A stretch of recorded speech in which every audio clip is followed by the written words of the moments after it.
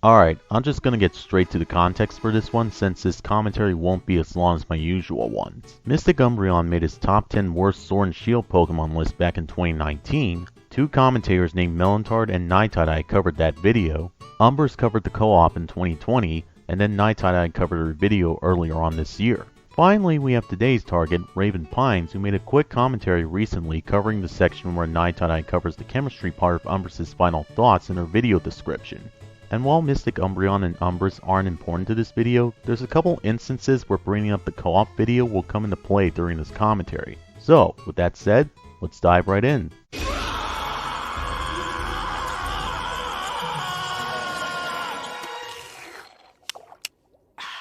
As for you two working together, I think what you guys are missing is chemistry. I wouldn't mind you two having silly banter and a few interjections. It'd certainly fix this poor excuse for a co-op. That's why I kept menning on it so much. Speaking of which, I can't be the only one who felt like this commentary had more of Melantard than Foxwell. When making a co-op commentary with someone, it is highly recommended that you and your partners have equal screen time. It'd make the video feel like a genuine collaborative effort. I want to see the both of you improve. It's just that right now you two seem to be in a very iffy place. We lacked chemistry, huh? That honestly feels a bit subjective. Or do the parts where she when I react out of fear of her inflicting physical harm upon me not count? I don't know, felt like a passable dynamic to me. That's neither actual chemistry nor a good dynamic. That's just your co-op partner being a dick. Look at it this way. You'd have the Three Stooges poking each other's eyes and beating the shit out of each other anytime they get into some sort of wacky situation. Is it a good dynamic in real life? No, of course not. Is it a good dynamic in a slapstick comedy series? Yes! That dynamic works because it's just three brothers just being silly with each other in a lot of different ways. Not in the case of a co-op, commentary or no.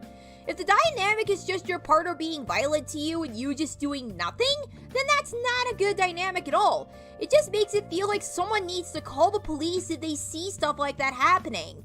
Maybe try a better dynamic for co-ops than just something that can be taken as violence. Okay, but what if Foxwell thinks that the violence displayed within the co-op is an important part of the dynamic and chemistry he and Melantard were going for?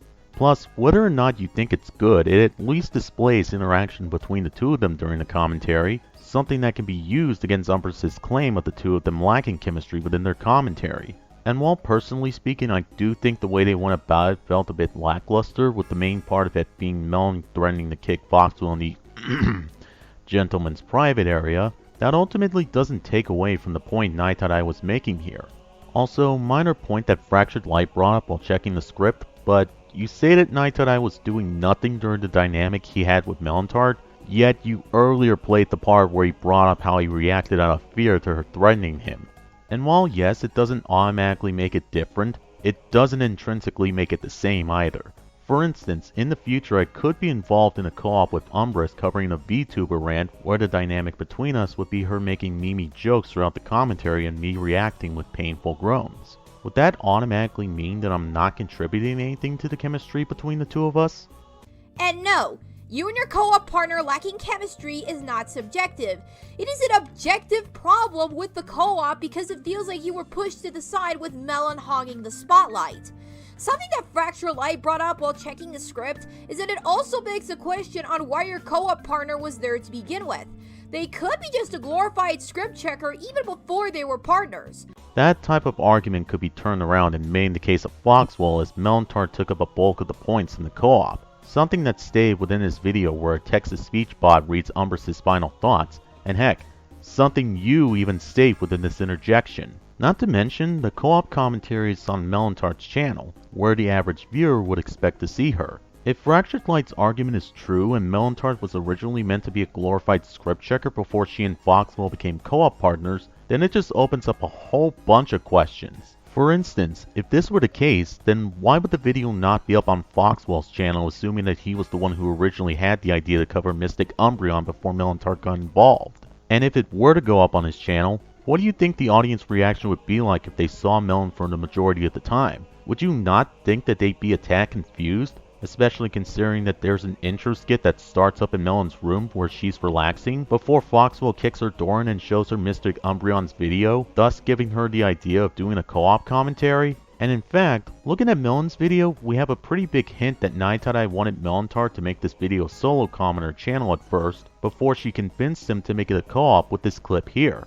So I as you already know from that opening bit, Nye here brought me a video from a Poketuber named Mystic Umbreon called Top 10 Worst Pokemon in Sword and Shield. And I fucking hated it.